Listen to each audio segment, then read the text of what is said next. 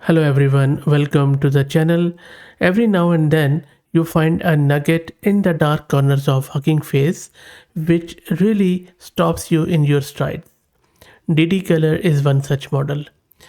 What it does is extremely useful.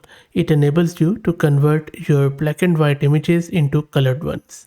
Look at this image. For example, the top row is a black and white and that has been converted into colored images with the help of this DDColor model.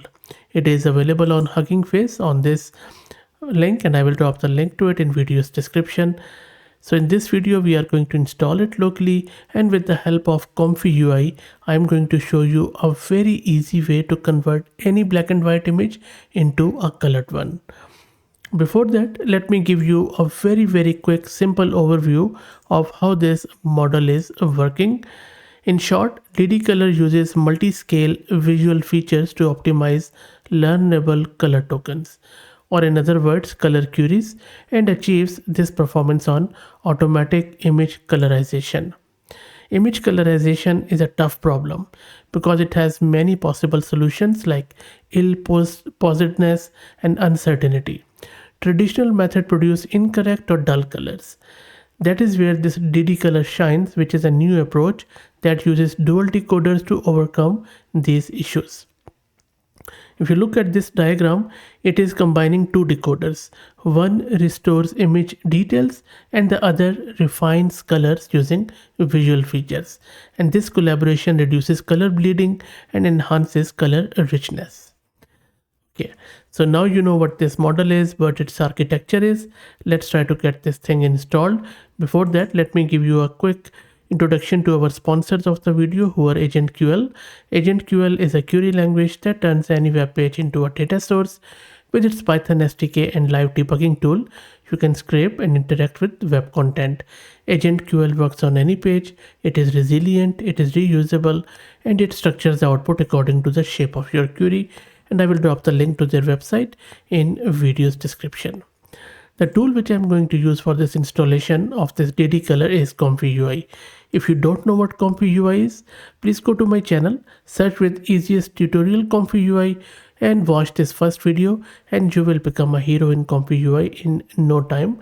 So make sure that you have ComfyUI installed, ComfyUI manager installed just after watching this video. I already have this ComfyUI up and running on my local system. So first step which we need to do is to click on this manager, which is a ComfyUI manager on the right hand side, and then click on custom node manager and then search for two custom nodes which we will be using for this. So let me run this RG3 ComfyUI node. This is the one which we need to install. So click on install and we need to restart this. Let's wait, let's install one more and then we will restart it together. Another one which we need to install is called as ComfyUI DDColor. This one. So click on install. Let's wait for it. And once it is installed, we will restart ComfyUI. So let's click on this restart button here. Click OK. And then you can see that it is restarting. So let's wait for it. The custom nodes are installed. It's always a good idea to just reload your browser window of ComfyUI so that it is refreshed. Now, next step we need to do is to download the DDColor model. So go to its Hugging Face page, click on Files. Let's wait for it. So from this file option, you would need to download two files. One is this first DDColor artistic.pth, which is in the PyTorch format. And the second one is DDColor_paper_tiny. So download these two files, and the way you download it is just click on them and then scroll down, right click on download, save link as, and save them in ComfyUI custom nodes, ComfyUI_DDColor directory, and then in checkpoints, and save both of these here. I already have downloaded them, as you can see. So now we have our custom nodes, we have our models. Let's go to ComfyUI, which we already have restarted. And now let's create our workflow. The good thing is that the workflow for it is very simple. First up, double click here and then just select load image. I will select the image later on. Now from this image, just simply drag it and then you can say search, just type DDColor, colorize the first one, just drag it down a bit and then again from image just drag another, search and then type image comparer, this one, and we have our image comparer. So I'm just going to make it here a bit and this one will go here and then first image will go here and then the colorized image will go here, and I will just make it bit here so that we could see the colorized image. I'm just going to put it here and make it fit here. Okay, that is good.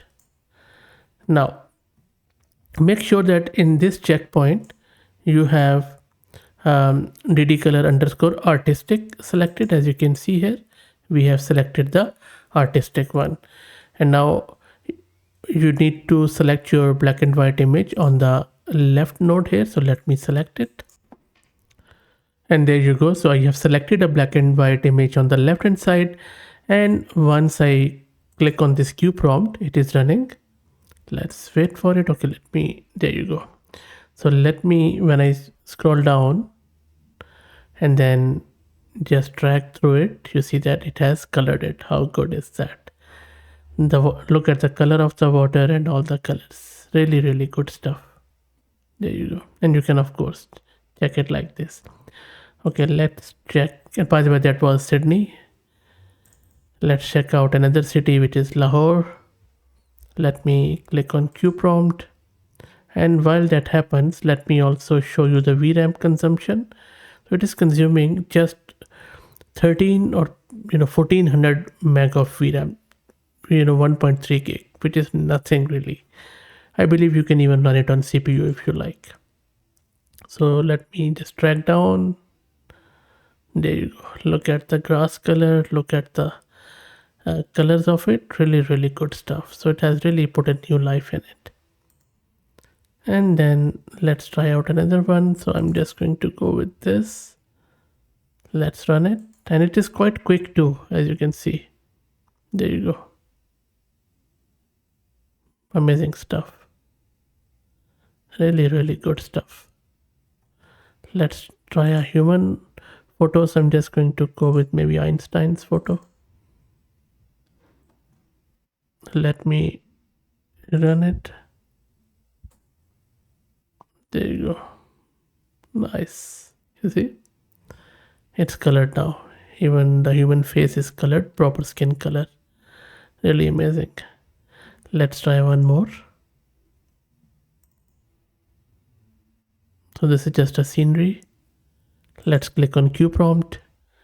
And then look at the speed of it and look at the colors. The tree color, the building color, the sky color. Really, really amazing stuff.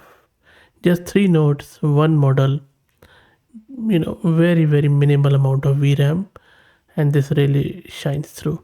So that is why I was saying that this is just a nugget which is hidden, and I'm really glad that I was able to find it out. And try it out, let me know what do you think. And also I want to tell you that this VM and GPU was sponsored by our good friends at Mast Compute. So if you're looking to rent a GPU on good prices, I will drop the link to their website in video's description.